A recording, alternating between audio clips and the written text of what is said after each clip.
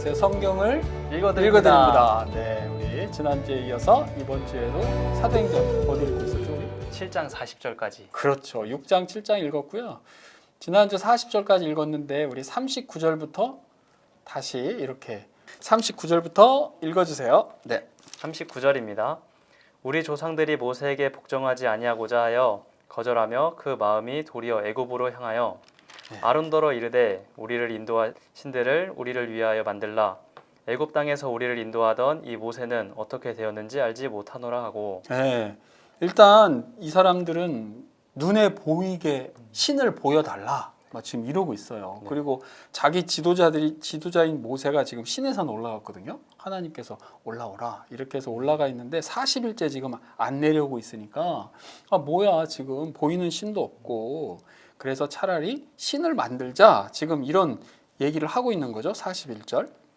그때 그들이 송아지를 만들어 그 우상 앞에 제사하며 자기 손으로 만든 것을 기뻐하더니. 자기 손으로 만든 게 무슨 신이 될 수 있겠어요. 그렇죠? 우리 하나님께서는 손으로 지음 받은 분이 아니잖아요. 하나님께서는 영존하신 분이 영원전부터 계신 분이시기 때문에 손으로 만든 것 자체를 보고 기뻐했다라고 하는 이 당시 백성들의 어떤 신앙의 상태 정말 안 되겠죠. 그런 얘기를 하고 있어요. 42절. 하나님이 외면하사 그들을 그 하늘의 군대에 섬기는 일에 버려두셨으니 이는 선지자의 책에 기록된 바. 이 하늘의 군대? 이게 그러니까 자신들이 생각하는 그런 우상 이런 것들을 섬기는 것에 이 버려두셨다는 게 되게 좀 어떻게 보면 좀 슬픈 표현이에요. 우리도 그렇잖아요. 뭐 이렇게 보면 정 이렇게 못된 짓을 계속 하려고 하고 하면 그래 한번 그러면 한번 해봐라. 이렇게 했을 때처럼 버려두셨다 이렇게 너무 이렇게 좀 지독스럽게 우상을 쫓으려고 하니까 그런 거죠. 네. 이스라엘의 집이여 너희가 광야에서 40년간 희생과 제물을 내게 드린 일이 있었느냐. 몰록의 장막과 신 레판의 별을 받들었으며 이것은 너희가 절하고자 하여 만든 형상이로다. 내가 너희를 바벨론 밖으로 옮기리라 함과 같으니라. 네, 우상 정말 완전 우상 숭배만 하고 있고 이 레판의 별들 이런 게 이제 행성의 세력들을 얘기하는 거거든요. 그러니까 이제 아모스에서 지금 이 말씀을 하시는 거예요. 스데반은 정확하게 구약 성경을 완전히 꿰고 있는 상태에서 지금 이렇게 변론하고 있는 거죠. 44절 읽겠습니다. 광야에서 우리 조상들에게 증거의 장막이 있었으니 이것은 모세에게 말씀하신 이가 명하사 그가 본 그 양식대로 만들게 하신 것이라. 네, 그렇죠. 이게 히브리서에도 보면 주께서 세우신 장막인데 우리 지난번에 우리 한번 봤잖아요. 이 그 광야에서 세운 성막이라고 하는 것은 인간이 구상해서 만든 게 아니에요. 그러니까 하나님께서 우리와 만나시려고 하는 친히 임재하시고 여호와의 이름을 기념하는 거룩한 곳으로 성막을 구별해서 만들어 주셨거든요. 그러니까 왜 우리 보면 어디 가면 사찰 무슨 일본에 가면 신사 이런 거 있잖아요. 그것은 인간들이 그냥 자기들이 손으로 만든 신을 거기에 자기들 말로 모셔 놓으려고 그런 그 장소를 만든 건데 하나님께서 계획하시고 이렇게 증거의 장막을 두시려고 하는 이것은 차원이 다른 거예요. 그리고 그것도 우리가 막 구상해서 이렇게 하면 좋을까? 디자인을 이렇게 할까? 여기는 이렇게 금으로 만들까? 여긴 노수로 만들까? 이렇게 하지 않았어요. 하나님께서 모세에게 다 그 식양을 보여주셨다라고 하는 거거든요. 그러니까 이게 이제 오늘날 교회로까지 오게 되는데 우리가 섬기는 거룩한 하나님의 이름이 담겨 있는 그 기념하는 그런 거룩한 성소라고 하는 장소는 인간의 수준하고 좀 완전 다른 거죠. 그걸 이제 아주 잘 표현하고 있어요. 45절입니다. 우리 조상들이 그것을 받아 하나님이 그들 앞에서 쫓아내신 이방인의 땅을 점령할 때에 여호수아와 함께 가지고 들어가서 다윗 때까지 이르니라. 그렇죠. 다윗 때까지. 그러니까 이게 한 480년 조금 지나니까 그 정도 되거든요. 이게 한 480년 정도 됐을 때 이제 그 솔로몬이 성전을 건축하는 그건데 다윗이 왜 그거 알죠? 다윗이 하나님으로부터 솔로몬 성전에 대한 설계도를 직접 받았다라고 역대하에서 알려주잖아요. 그렇게 지금 쭉 이어가고 있어요. 네, 46절. 다윗이 하나님 앞에서 은혜를 받아 야곱의 집을 위하여 하나님의 초소를 준비하게 하여 달라고 하더니 솔로몬이 그를 위하여 집을 지었느니라. 그렇죠. 그 얘기하고 있어요. 네. 그러나 지극히 높으신 이는 손으로 지으신 곳에 계시지 아니하시나니 선지자가 말한 바 주께서 이르시되 하늘은 나의 보좌요 땅은 나의 발등상이니. 발등상이 뭐예요? 발판. 발판. 발판. 그러니까 뭐 하나님께서 하늘에 계시지만 이 땅에도 하나님의 모든 통치 영역이 다 거하는 곳이다. 이렇게 표현하고 있어요. 이것도 이사야서에서 이렇게 표현하고 있거든요. 네. 너희가 나를 위하여 무슨 집을 짓겠으며 나의 안식할 처소가 어디냐. 이 모든 것이 다 내 손으로 지은 것이 아니냐 함과 같으니라. 그렇죠. 목이 곧고 마음과 귀에 할례를 받지 못한 사람들아, 너희도 너희 조상과 같이 항상 성령을 거스르는도다. 너희 조상들이 선지자들 중에 누구를 박해하지 아니하였느냐. 의인이 오시리라 예고한 자들을 그들이 죽였고 이제 너희는 그 의인을 잡아 준 자요 살인한 자가 되나니 너희는 천사가 전한 율법을 받고도 지키지 아니하였도다 하니라. 네, 그렇죠. 근데 율법을 천사가 전해줬대. 이게 무슨 말일까요? 모세가 하나님으로부터 율법을 받았다고 되어 있잖아요. 그런데 하나님께서는 손이 없으시잖아요. 그렇잖아요. 그렇죠. 그 율법 10계명의 돌판을 모세에게 주었을 때 그 주는 행위 자체를 어떻게 했을까요? 그러니까 거기서 하나님께서는 천사를 통해서 율법을 전해주는, 그래서 뭐 우리로 치면 딜리버리 같은 그런 역할을 천사가 한 거죠. 천사가 그렇게 했다라고 하는 것은 갈라디아서 3장 19절에서도 똑같이 얘기하고 있고 히브리서에서도 2장 2절에서 똑같이 얘기하고 있어요. 그래서 여기 천사가 전한 율법, 그러면 율법을 천사가 만들어줬나? 이런 개념은 아니고, 전달자. 그렇죠. 전달자라는 개념으로 우리가 생각하면 될 것 같아요. 54절.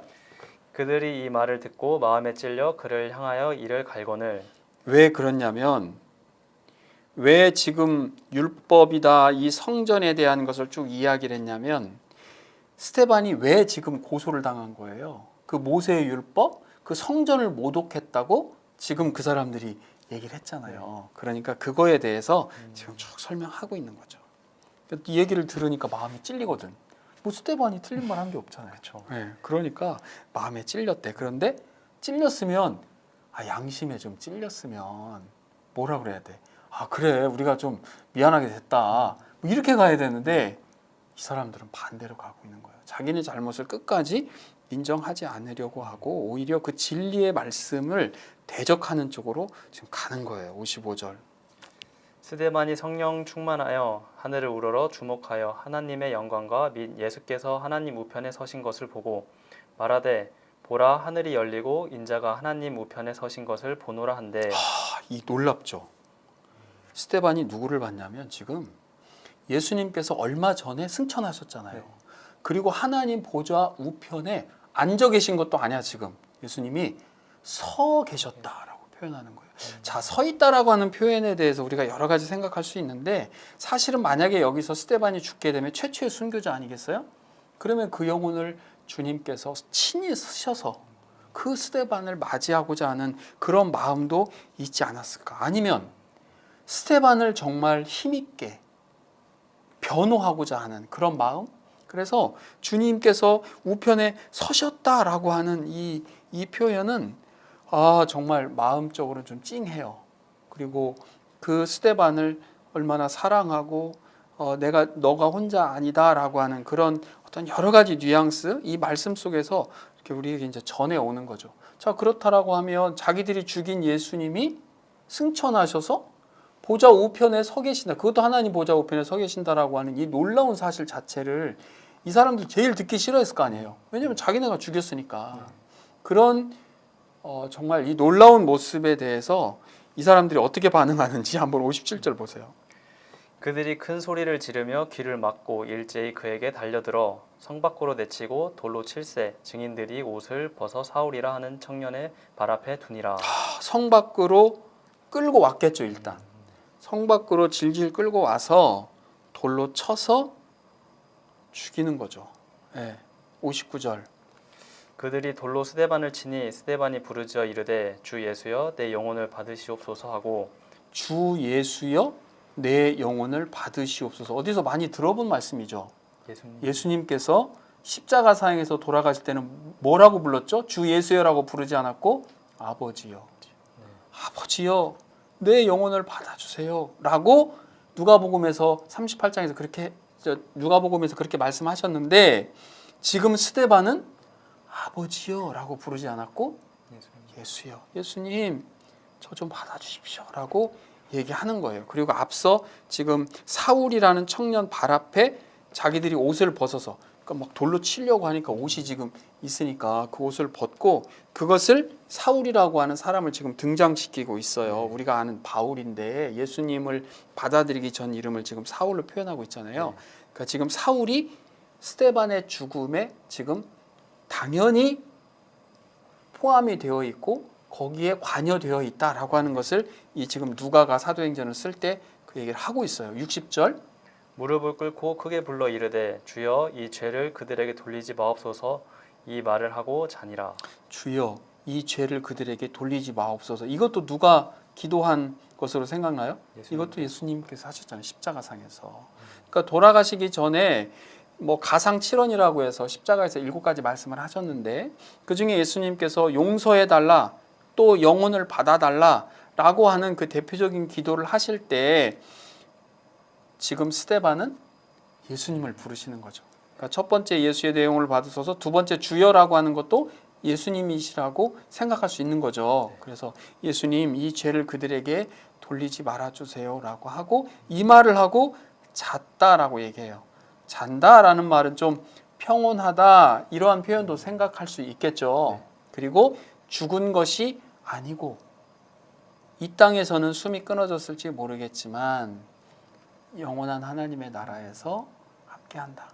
이런 여러 가지 의미를 우리에게 지금 주고 계시는 것이죠. 네, 자 이렇게 해서 7장까지는 읽었습니다. 이제 8장 시간 되는 데까지 한번 쭉 천천히 읽어보시죠. 네. 8장 8장 1절입니다. 네, 사울은 그가 죽임 당함을 마땅히 여기더라. 마땅히 여겼대. 얘는 당연히 죽어야 돼. 왜 그랬을까요? 사울은 지금 히브리적 사고, 과거 유대교 사고, 하나님 오직 여호와 하나님에 대한 고선까지. 그러니까 지금까지 쭉 진행되어 왔던 자기들만의 질서, 그 질서 속에 갇혀 있기 때문에 그것이 새로운 질서, 예수 그리스도의 복음이 지배하는 그 새로운 질서로 지금 그게 자연스럽게 이 계시가 계속 점진적으로 발전되어 가고 성취되어 간다라고 하는 것을 이 사람은 못 본 거죠. 그저 과거 거기서 딱 멈춰버린 거예요. 그러니까 당연히 자기가 생각할 때는 이런 사람은 죽어야지라고 마땅히 여겼다라고 얘기하고 있어요. 목사님 질문이 있는데요. 네. 그러면은 질문한다고 사전에 약속도 없이 바로 하면 어떡해요? 7장에 네. 그러면은 몇몇 사람들이 이제 성령 그런 찔림이 있었잖아요. 그렇죠. 근데 이 말씀을 보면은 사울은 찔림도 없었죠. 없었어요. 찔림도 없었고 이 사람이 생각할 때는 지금 잘한 거예요. 지금 뭐 이상한 이단들 막 이상한 사람들이 와가지고 옛 질서에 대해서 완전히 지금 뭐 뒤집어 엎고 있으니까 이것들을 어떻게 해야 돼요? 차단하고 다 없애버려야 될 대상으로 생각하고 있는 것이죠. 네. 그날에 예루살렘에 있는 교회에 큰 박해가 있어 사도 외에는 다 유대와 사마리아 모든 땅으로 흩어지니라. 이게 지금 사도들은 아마 그 자리를 안 벗어난 것 같아요. 박해가 굉장히 심했는데 그들은 벗어나지 않았고 책임성이 있으니까. 그런데 다른 분들은 뭐 유대, 사마리아 뭐 이런 땅으로 흩어졌다고 되어 있는데 우리 사도행전 1장 처음 읽을 때 뭐가 있었죠? 성령이 너에게 임하시면 너희가 권능을 받고 온 유대와 사마리아와 땅 끝까지 이르러 내 증인이 되리라 라고 했어요. 그러면 여기 이분들이 유대, 사마리아 모든 땅으로 다 흩어졌다는 말이 벌써 연결이 되고 있죠. 네. 이제 그런 뉘앙스로 우리는 받고 물론 박해로 인해서 흩어졌지만 결국은 그 박해가 어떻게 됐다는 거예요? 하나님의 말씀이 더 확산되고 확장되는 것에 하나님께서는 사용하신다라고 하는 것을 우리가 알 수 있고 그러면 조금 전에 지금 유대 예루살렘 부분 주변에서 지금 이런 일들이 일어났으니까 다음은 어떤 쪽으로 갈까요? 유대와 사마리아와 땅끝까지니까 사마리아 쪽이 되지 않을까요? 그것이 8장에 이제 사마리아 쪽으로 연결됩니다. 보시죠. 네. 좀 슬픈 소식이죠? 네. 경건한 사람들이 스데반을 장사하고 위하여 크게 울더라. 네, 장사 지냈어요. 얼마나 그 주검이죠. 그 시신은 얼마나 정말 가슴 아팠을까요? 우리가 돌에 맞아 돌아가셨으니까. 그렇죠? 네, 3절. 사울이 교회를 잔멸할세 각 집에 들어가 남녀를 끌어다가 옥에 넘기니라. 네, 각 집에 들어가야 할 만큼 그 당시에 예수의 복음을 받아들인 분들이 많다는 거예요, 적다는 거예요? 많아진 거죠. 그러나 이 사울은 나름대로는 주장이 있어요. 왜냐하면 나무에서 죽은 사람들은 다 저주받은 사람이거든요. 십자가가 나무잖아요. 네. 그러니까 예수님은 십자가에서 돌아가셨잖아요. 그러니까 십자가에서 죽은 예수님은 저주받은 존재예요. 근데 어떻게 무슨 저주받은 존재를 그렇게 추앙한단 말인가? 저주받은 존재를 왜 따른단 말인가? 이거에 대해서 사울은 인정할 수 없다. 다 죽여야 된다. 이렇게 이제 인식을 했고 자기 나름대로는 그 확신이 조금도 틀림이 없기 때문에 과감하게 이런 정말 이 못된 짓을 한 거죠. 사실 우리도 예수 믿기 전에는 사실 그럴 수 있잖아요. 네. 자, 4절. 그 흩어진 사람들이 두루 다니며 복음의 말씀을 전할세. 네. 빌립이 사마리아 성에 내려가 그리스도를 백성에게 전파하니 무리가 빌립의 말을 듣고 행하는 표적도 보고 한 마음으로 그가 하는 말을 따르더라. 네. 많은 사람에게 붙었던 더러운 귀신들이 크게 소리 지르며 나가고 또 많은 중풍병자와 못 걷는 사람이 나으니 그 성에 큰 기쁨이 있더라. 네, 큰 기쁨. 그러니까 이 성경에 나오는 큰 이 표현은 이게 정말 뭐 큰 기쁨 이렇게 읽을 게 아니에요. 정말 큰 기쁨, 엄청난 기쁨인 거죠. 성 전체가 사마리아 성 전체가 이제 깜짝 놀랄 일이 일어난 거예요. 그런데 자, 그 다음에 어떤 이상한 사람 한 명이 나와요. 예, 그 되게 교훈이 있거든요. 9절부터 읽어볼까요? 그 성에 시몬이라는 사람이 전부터 있어 마술을 행하여 사마리아 백성을 놀라게 하며 자칭 큰 자라 하니. 네, 여기도 보면 자칭 큰 자래. 이것도 대단한 인물인 거예요. 사실은 대단한 인물이 한 명 있었는데 그 사람이 시몬이라는 사람이고 이 사람 직업이 뭐냐, 하는 일이 뭐냐면 마술을 행하는 거야. 마술. 그 당시에 시몬 마구스라 그래가지고 이 사람을 마법사로 취급을 했단 말이에요. 그리고 이 사람에 대한 초대 그 당시에 나오는 문헌들이 이 사람에 대한 기록이 되게 많아요. 그리고 13장에 보면 다른 마법사 또 한 명 나오거든요. 그러니까 성경에 기록될 정도로 마법사 정도 되는 사람들은 이 추종자들이 어마어마하게 많았던 사람들이에요. 사실은 이게 단순하게 그냥 여기서 시몬 뭐 이런 사람 하나 있는데 따르는 사람들이 엄청난 거죠. 우리도 보면 뭐 큰 이단 보면 따르는 사람들 많잖아요. 예. 10절. 낮은 사람부터 높은 사람까지 다 네, 따르며. 다 따랐대. 아주 그냥 높은 사람부터 아주 낮은 사람까지 다 시몬을 따랐어요. 이르되 이 사람은 크다 일컫는 하나님의 능력이라 하더라. 그러니까 뭔가 신의 계시의 통로자로서의 그런 시몬이다라고 인정하는 거죠. 그리고 그것도 11절에 보면 오랫동안 했다는 거예요. 한번 11절 볼까요?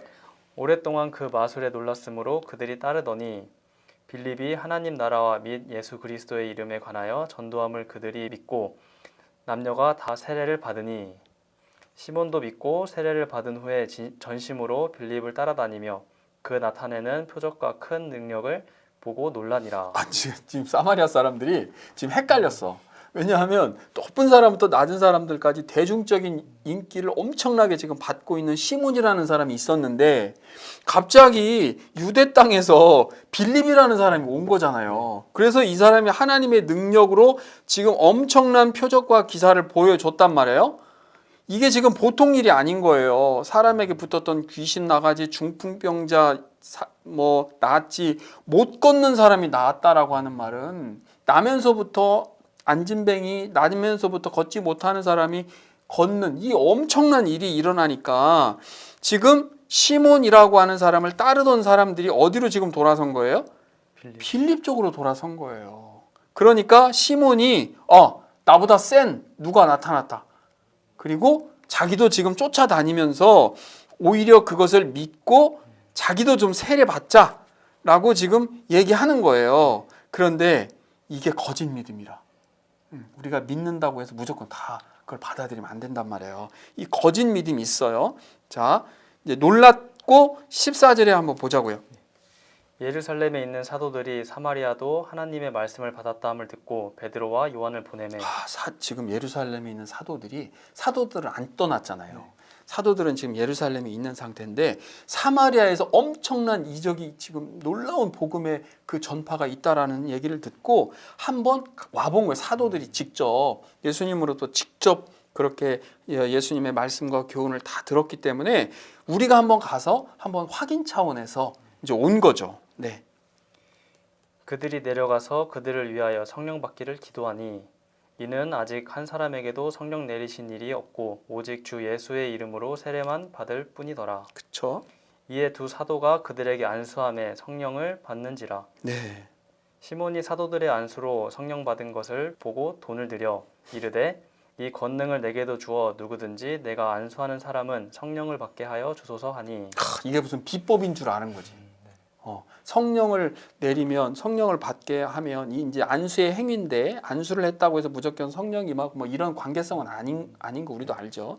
그러나 이제 그 당시 안수의 행위를 통해서 성령이 임해지도록 확인을 시켜 주었던 것이고, 그런데 시몬 이 사람은 이것을 돈 주고 살 줄로 알았어요. 그래서 시몬이라는 말이 있어요. 이게 성직 매매, 돈 주고 성직을 사는 그런 여기서부터 지금 비롯됐단 말이에요. 근데 이 이야기를 듣고 베드로가 완전 지금 화가 좀 났어요. 20절. 베드로가 이르되 내가 하나님의 선물을 돈 주고 살 줄로 생각하였으니 내 은과 내가 함께 망할지어다. 베드로하고 요한이 성전 미문에 있는 그 나면서부터 걷지 못하는 분을 이렇게 세우실 때 금과 은이 있다 그랬어요? 없다 그랬어요? 베드로와 요한은 금과 은 이게 지금 중요한 게 아니에요. 뭐 돈 갖고 뭘 사고 막 이럴 믿음도 아니고, 우리 이 놀라운 복음이 무슨 돈 갖고 거래할 겁니까? 그거 아니거든요. 그래서 너는 네가 그렇게 좋아하는 은하고 넌 망해라, 이렇게 지금 베드로가 화가 많이 났단 말이에요. 그러니까 하나님의 선물을, 하나님께서 우리에게 주시는 이 놀랍고 귀한 온전한 이 복음과 이 감사한 부분들을 이 사람들이 좀 자칫 잘못 그것을 보면 뭔가 돈 가지고 뭘 어떻게 해보려고 하는 그런, 사실 우리도 요즘도 그런 게 없을 수 없어요. 이거 우리 조심해야 되거든. 그래서 되게 교훈이 있죠. 그리고 이 사람이 아까 위에서 믿었다라고, 전도함을 그들이 믿고 받고 시몬도 믿었다라고 하는 13절에서 이 믿음이 얼마나 거짓된. 그렇죠. 거짓되고 올바르지 못하고 이 복음에 대한 이해가 잘못되어 있는 증거가 여기서 나타난 것이죠. 네. 21절. 그래서 성경에 믿음 막 이러면 거기에 막 이렇게 생각하면 안 되는 거예요. 이따 확인해 봐야 돼. 21절. 하나님 앞에서 내 마음이 바르지 못하니. 누구 앞에서? 하나님 앞에서. 하나님 앞에서. 하나님 앞에서. 사람은 속일 수 있지만 하나님 못 속인단 말이에요. 그러니까 하나님 앞에서 내 마음이 바르지 못하구나. 그렇죠? 자, 이 도에는 내가 관계도 없고 분깃도 될 것도 없느니라. 도가 뭐라 그랬죠? 그때 우리 지난 시간에 도를 아십니까? 할 때 그 도 믿음이라 그랬어요. 믿음. 기억하네. 네, 갑자기 물어봤는데 돌발로. 이 믿음, 이 도, 이 믿음에 대해서 faith라고 했던 이 믿음에 대해서는 내가 관계 없구나. 너하고는 상관없다. 그러니까 네가 믿음이 너에게 성령님께서 너와 이렇게 임재하는 그 성령을 받아들이는 성령이 너에게 임하는 그런 것과는 지금 관계없다. 내 분깃도 없다. 너에게 돌아갈 거 없다라고 선포를 딱 하고 끝내버린 거죠. 끝났다. 22절. 그러므로 너의 이 악함을 회개하고 주께 기도하라. 혹 마음에 품은 것을 사하여 주시리라. 네. 내가 23절. 보니 너는 악독이 가득하며 불의에 매인 바 되었도다. 네. 시몬이 대답하여 이르되 나를 위하여 주께 기도하여 말한 것이 하나도 내게 임하지 않게 하소서 하니라. 여기까지 읽고 시몬 끝나요. 안 나타나. 이 성경 자체가 시몬을 더 이상 얘가 회개해가지고 결국은 다시 주님 앞으로 돌아왔다 이런 말이 없어요. 그래서 이 부분에 대해서 과연 시몬이 구원을 받았냐, 믿음이 제대로 했냐라고 했지만 마지막까지 나를 위하여라고 하는 어떤 자기중심적인 그런 워딩이 나왔다라는 것 자체가 어떻게 보면 또 그것도 그렇잖아요. 당신들이 나보다 더 센 것 같아. 그러니까 당신들이 좀 나를 위해서 기도해줘 라고 하는 지극히 좀 미신적인, 약간 미신적이라고 하면 좀 그렇지만 이 어떤 영적인 파워게임 하는 것도 아니고 이제 이런 굉장히 올바르지 못한 그런 신앙의 상태를 이 단어 자체에 대해서 좀 보여주는 거 것이 아니냐. 그리고 사실은 이제 여기서 성경은 끝나지만 이제 고대 문헌이라고 하는 것들, 그다음에 그 당시에 계셨던 분들이 이제 성경에 기록되어 있지 않은 여러 가지 기록들을 남긴 부분들이 있거든요. 그래서 그런 부분들 보면 이 시몬이라고 하는 사람을 좋게 기술되어 있는 뉘앙스가 없어요. 시몬을 따르는 많은 무리들이 로마에도 있었고 여기저기 있었지만 대부분 마법을 행하고 또 뭐 이렇게 돈을 뭐 이렇게 하는 그런 쪽으로 가는 것이지. 그래서 우리가 여기서 지금 성경이 없기 때문에 뭐라고 딱 얘기하기는 어렵지만 어쨌든 이렇게 약간 우리를 헷갈리게 하는 유사 그리스도인이라는 얘기 들어봤어요? 그런 책이 있어. 유사 그리스도인. 그래서 겉으로 보면 그리스도인 같은데 그렇지 않은, 조심해야 되거든요. 우리 실제 조심해야 돼. 그런 경우도 있다라고 얘기하면, 자 25절. 두 사도가 주의 말씀을 증언하여 말한 후에 예루살렘으로 돌아갈새 사마리아인의 여러 마을에서 복음을 전하니라. 주의 사자가 빌립에게 말하여 이르되 일어나서 남쪽으로 향하여 예루살렘에서 가사로 내려가는 길까지 가라 하니 그 길은 광야라. 이제 성령께서 빌립에게 너 좀 남쪽으로 가라. 그러면 예루살렘에서 가사라고 하는 곳으로 내려가는 길이 있어요. 그러니까 거기까지 가라. 거기까지 가면 이제 누군가를 만나겠죠? 근데 그 길이 광야래. 예, 광야. 뭐 광야. 예. 여러분 27절. 일어나 가서 보니 에디오피아 사람 곧 에디오피아 여왕 간다게의 모든 국고를 맡은 관리인 네시가 예배하러 예루살렘에 왔다가 예루살렘에 예배하러 왔어요. 그리고 지금 그 길로 내려가고 있는 거죠. 네. 돌아가는데 수레를 타고 선지자 이사야의 글을 읽더라. 성령이 빌립더러 이르시되 이 수레로 가까이 나아가라 하시거늘 빌립이 달려가서 선지자 이사야의 글 읽는 것을 듣고 말하되 읽는 것을 깨닫느냐. 글 읽는 것을 들었대. 이게 무슨 뜻인가요? 이 되게 재밌죠? 우리 글 읽을 때 이렇게 그냥 읽으면 되잖아요. 근데 글을 읽는 것을 들었대. 이게 뭐냐면요. 우리 어렸을 때 한자 배울 때 하늘 처음 따지 이렇게 하면서 읽잖아요. 우리가 처음에 신학교 가서 헬라어 배우고 히브리어 배울 때 소리내서 읽었어요. 왜냐하면 한 글자 한 글자를 또박또박 읽어야지 이게 알 수 있는데, 아마도 이분이 이사야 글을 읽을 때 이 글이 헬라어로 기록되어 있는, 번역된, 히브리어가 원래 히브리어로 구약 성경이 돼 있잖아요. 근데 헬라어로 번역되어 있는 성경이 70인역이라고 하는 성경이 있거든요. 그 당시에는 그걸 읽었단 말이에요. 그러니까 아마도 헬라어를 또박또박 소리내서 읽는 거, 그것이 더 이 사람들에게는 익숙했단 말이에요. 그리고 완전히 그 헬라어에 대해서 정말 우리가 흔히 얘기하는 것처럼 완전히 숙달이 되면 그때는 조용히 속으로도 읽을 수 있지만 우리가 또박또박 읽게 되는 그 글 때문에 큰 소리 내서 이렇게 읽는, 그리고 그 당시 독서 방식은 다 큰 소리 내서 읽었어요. 지금처럼 이렇게 조용히 읽지 않고. 자, 그걸 듣고 말하되 읽는 것을 깨닫느냐라고 접근하는 거죠. 31절. 대답하되 지도해 주는 사람이 없으니 어찌 깨달을 수 있느냐 하고 빌립을 청하여 수레에 올라 같이 앉으라 하니라. 이게 이 사람이 아주 하나님의 복을 받으려고 솔직했어. 나 모르겠다 이거. 지도해 주는 사람이 없는데 내가 어떻게 알겠어 라고 솔직하게 그 처음 보는 빌립에게 읽기는 읽지만 나 잘 모르겠다라고 얘기한 거죠. 그 인정함이 결국은 빌립으로부터 예수 그리스도에 대한 복음을 듣게 되는 굉장히 좋은 통로가 되는 거죠. 자, 우리 여기까지 합시다. 우리가 사도행전을 지금 읽고 있는데요. 짧은 시간이지만 우리가 말씀을 통해서 성령님께서 우리에게 어떤 교훈을 주시는지 조금씩 한 걸음 한 걸음 이렇게 배워가는 이 시간 됐으면 좋겠습니다. 우리 다음 주에 또 뵙기로 할게요. 네, 다음 주에 봐요. 네.